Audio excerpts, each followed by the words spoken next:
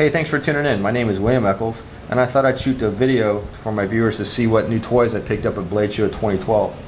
When I got up to the Galleria, I went over to Swiss Bianco's booth, spoke with Roger. He hooked me up with a Victorinox Farmer. This is one of my favorite knives. I've got a few of these. Now when I say hooked me up, I mean he didn't give this to me. I pay for all my items, but he was telling me that Victorinox is going to stop importing some of the different knives, and this is one of the ones they're going to stop importing for a little while. So I was glad to be able to pick up another one before they stopped importing them. If you're not familiar with the Farmer, it comes with some pretty good tools for working around camp. You've got a leather awl, flathead screwdriver with a bottle opener, can opener, and a smaller flathead screwdriver that's also good for Phillips heads. Got a saw and your cutting blade. One of the great things about this is because of the usefulness of the tools, it's also very light and very slim. One of my other favorite Victorinox knives is the Trekker. Now, this is the Trekker I already had, but he had some scales that I hadn't seen before. I'd seen the green and black ones that come on the Swiss Army issued knife and the red and black ones for the rescue version, but I hadn't seen the gray and black. I don't know if that's showing up on camera for the different colors or not. If you're not familiar with the Trekker, it's very similar to the Farmer.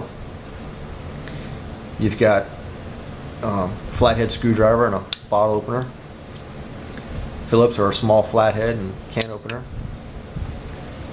You have a saw. You've got another Phillips head screwdriver here on the back side. The leather awl is back here on the back side, and then you've got a single hand opening blade, which one of the things I really like about that, aside from being able to open it single-handed, especially since for the past 2 months I've been having to do left-handed with the busted up finger. If you're wearing gloves, it's very easy to grab hold of that thumb notch to be able to open up the knife versus trying to, it's just not going to happen with a smaller knife. So this, I was very happy to find this. I came across the guy.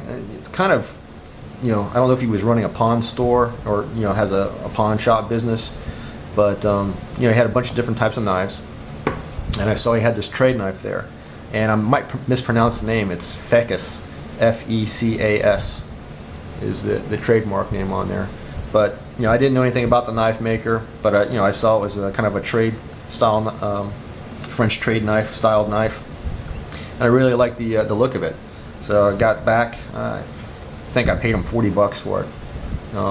Researched it when I got home, and the cheapest one I found was 200 bucks. It's a Damascus steel. I don't know if that's showing up on the blade. Good and sharp.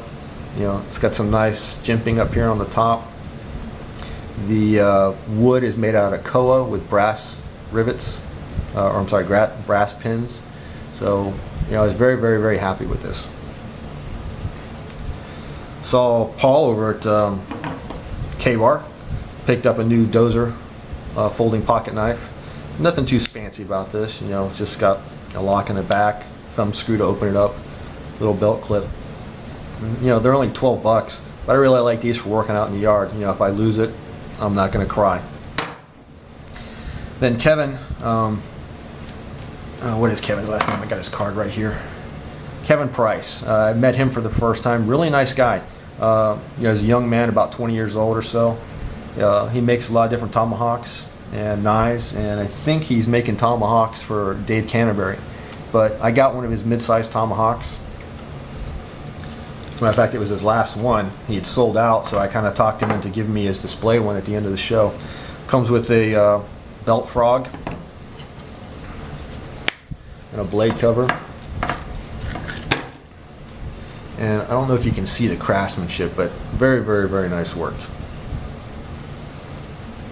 I think he has about 5 or 6 different models. He's got a smaller camp version. This is the medium size. He's got a full size that has more of a half moon shaped blade on it. And then he's got a couple combat ones that are even sharpened on the inside of the axe head up there. So very impressed with that. This is going to be my first tomahawk. I'm going to give it a shot, see if I like it. I think it's a good match to go along with this trade knife that I picked up. And then one of the last things I picked up was a work sharp knife and tool sharpener. I was kind of impressed with it. I had my Becker up there on my hip. It was beat up and dull. I handed it to him with 4 swipes. It was arm hair shaving sharp. So I thought it would be a good tool to use for my my beaters. I don't have to spend the time taking those beater knives to a strop, getting them back to a good edge. With a couple stripes or a couple swipes with this, I've been able to do some or get some good edges on my knives. Matter of fact, I went crazy on the butcher block for the kitchen knives, and they're all razor sharp again. So anyway, here's some of the new toys that I picked up.